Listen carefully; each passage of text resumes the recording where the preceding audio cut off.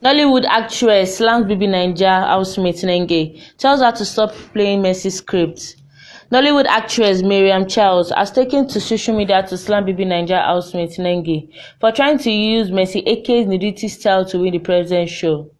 Miriam, on her Instagram new page, said on Sunday, July 26, 2020, that the housemate goes around half naked and is a thing that really displeases her. She said that trying hard to play the Mercy's card because she won the last show is not a smart move, saying that the former winner is not the kind of person to use as a role model. For Christ's sake, is she telling us that it is only when you show your nudity that you win the show? Is it when you twerk that fans will appreciate your talent? I don't blame Nengi. She's probably not smart enough to know that Mercy is not the kind of person to use as a role model. They are strong and influential and well-respected women out there that can lead you in the right path, she said.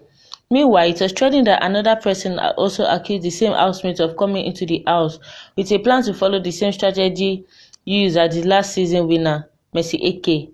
A fan of the reality shows, identified as J Poppins on Twitter, called out Nengi and read out some of her actions so far that appears that she's following Mercy's footsteps.